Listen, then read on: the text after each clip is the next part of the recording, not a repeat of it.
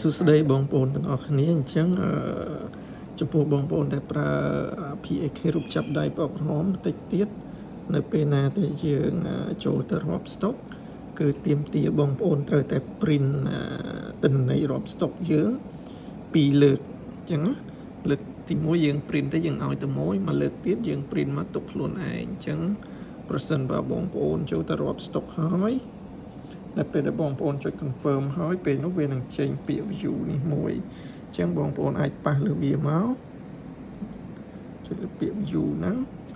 តបមកវានឹងចេញខាងលើមានរូប printer បើសិនជាអ្នកប្រើ POS ចុចអាម៉ាស៊ីនរូប printer នេះបើអ្នកប្រើទូរស័ព្ទដៃប្រើចង់ printer Bluetooth យើងហ្នឹងយើងចុចលើពាក្យ Bluetooth ហ្នឹងមក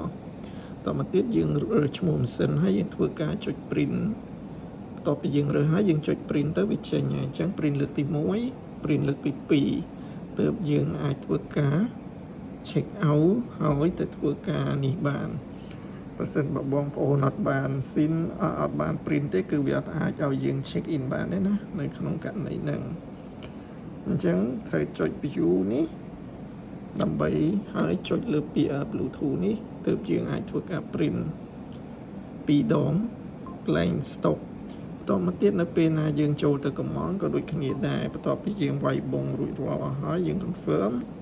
ចាំបាច់យើងត្រូវចុច share នេះដើម្បីធ្វើការ print ណាចុច print បង2ដងដូចគ្នាដែរមួយឲ្យទៅមួយទៀតទុកខ្លួនឯងអញ្ចឹងសូមបញ្ជាក់នៅពេលណាយើង check in លក់រាប់ stock យើងត្រូវ print stock នៅពេលមានវាយបងលក់យើងត្រូវការ print បើអត់ print ទេគឺវាអត់ឲ្យ check out ទេតោះចំណុចហ្នឹងអញ្ចឹងប៉ុន្តែបើក្នុងករណីយើងអត់មានសេវាអ៊ីនធឺណិតអីយើងអាច save ហើយយើងទៅ print នៅនោះបានដូចគ្នាដដែលអញ្ចឹងណាហ្នឹងហើយអញ្ចឹងចាប់ពីការជូនដំណឹងទៅបងប្អូនអាចធ្វើការ print ហើយ